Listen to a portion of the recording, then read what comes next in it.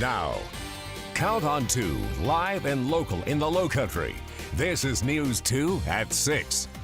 Good evening. I'm Carolyn Murray. A shooting in Mount Pleasant leaves a man injured and police searching for a suspect. The shooting happened at Tavern and Table Restaurant on Wednesday night. The manager of the restaurant was the only victim and has undergone surgery. News 2's Deanne Roberts is live at the restaurant, and Deanne, the owner says the suspect sneaked into the back of that restaurant.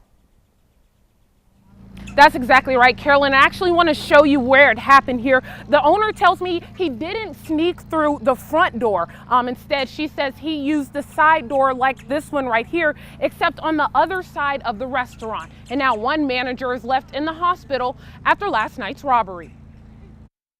This thing doesn't happen here. Wednesday night, Mount Pleasant police responded to Tavern and Table after reports of a shooting. Somebody came in from the back through our back door, right into the office. They're very familiar with the layout of our restaurant. Restaurant owner Diane Crowley says while an employee was taking the trash out through this door, the suspect came in holding that employee at gunpoint. Came right into the office, held a gun to one of our person's heads. That's when Crowley says the suspect demanded money, shot an employee, and ran out of this door. He reached down to get him the money. The guy shot him anyhow. Christopher Dixon, a manager of the restaurant, was shot in the back, according to Crowley. She says Dixon did exactly what he was supposed to do.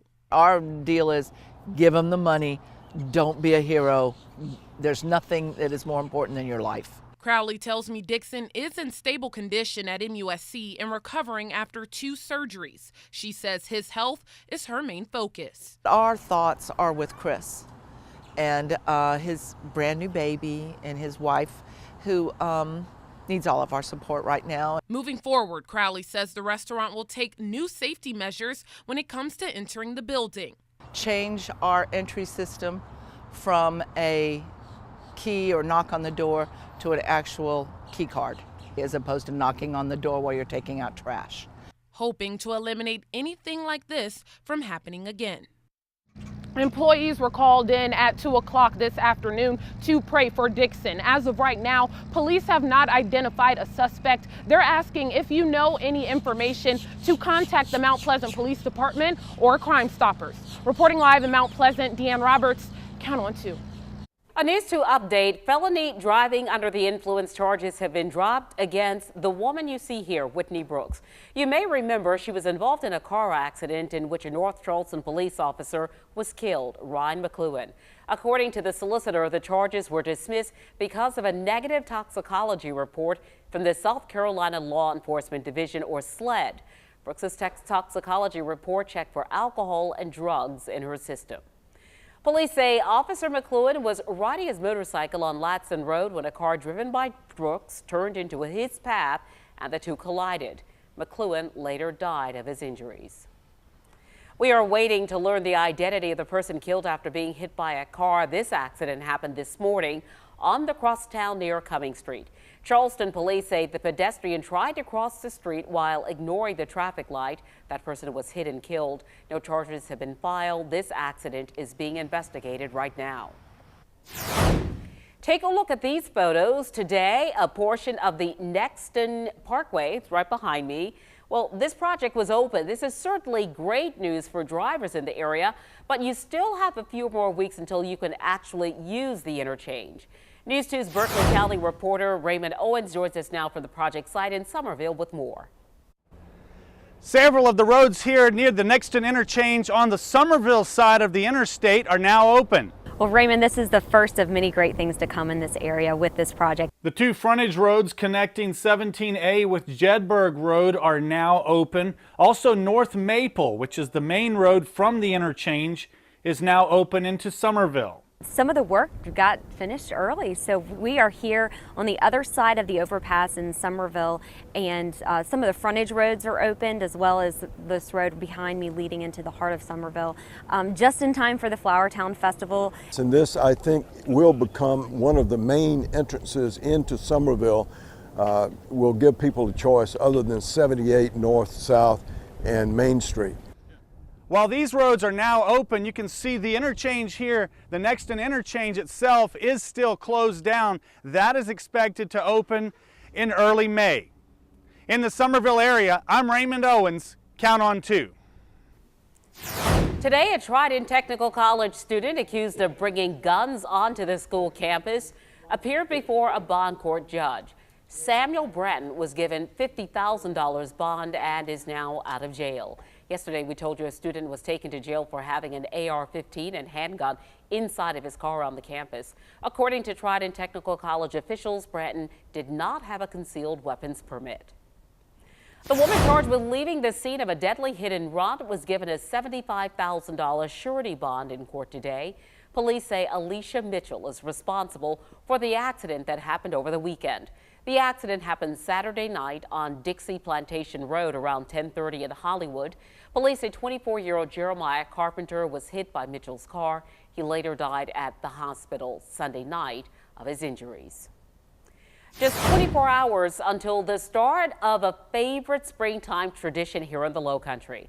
We are talking about the Flower Town Festival. It is a 3-day event, and it is expected to attract thousands of people, really from all over the Southeast. News 2's Dorchester County reporter Stetson Miller is in Somerville with a look at how the town is preparing. Hey, the Flower Town Festival is just about to get underway here in Somerville. There's lots of excitement, lots of vendors.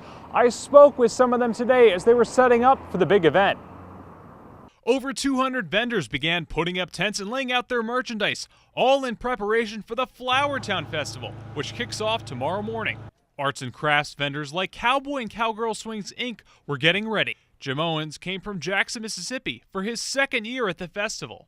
Found out about it, was impressed with your town, the way the show is run. It's very professional, and they cater to the people local here.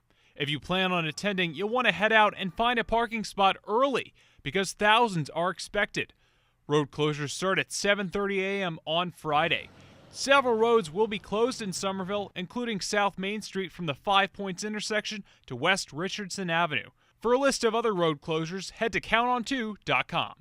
And it all begins on 9 a.m. on Friday right here in the middle of Somerville. In Somerville, Stetson Miller, Count on 2. And you just heard Stetson mention that there will be road closures for the Flower Town Festival, road closures on South Main Street. You can see some of the routes where you can travel around Somerville. Southbound traffic will be diverted from South Main Street at Richardson onto South Magnolia, and that's until Joyce. Then cars will be brought back to South Main. Northbound cars will be diverted from South Main Street at Joyce to South Gum Street, and then cars will then return to South Main on Richardson. You can take a look at that map, and we have it on our website too. Well, the Cooper River Bridge Run Expo kicked off today, and the Expo, it is such a great event. It provides runners with a chance to get ready for the race and have a lot of fun too. If you are participating in the run on Saturday, you are encouraged to pick up your race packet before the actual event, of course, at the Expo today or tomorrow. The Expo is being held at the Charleston Area Convention Center. The Expo runs until 8 o'clock tonight and then resumes tomorrow morning at 8 a.m. And several roads, of course, will be closed for the Cooper River Bridge Run. George Street between Meeting and Anson Streets and Meeting Street between George and Wentworth will close at 10 o'clock tomorrow night. That's Friday night, and will not reopen until 2 o'clock on Saturday. But the majority of the streets will close early on Saturday, including much of Calhoun Street and several side streets. But the main closure actually, of course, is the Ravenel Bridge. The big bridge will close at 6:30 in the morning and will not reopen until runners and walkers are off the bridge and all barricades and debris have been removed. For a look at the full list of closures and where you can park overnight, just go to our website. All of that information is available for you at counton2.com. And of course, you can catch all the action during the Cooper River Bridge Run right here on WCBD News 2, Live coverage begins at 6 a.m. We hope that you will join us. If you're not going to be out there, join us. We'll bring it all right to you. And don't forget to send us your photos this weekend before, during, and after the race. You can email us at news@wcbd.com or send your photos to our Facebook and Twitter pages. Just use the hashtag BridgeRunOn2, and you may see your photos on air and online at counton2.com. Next on News 2. Before you step out tonight for dinner, find out which of your favorite Lowcountry dining spots missed the mark. That's in tonight's restaurant report card.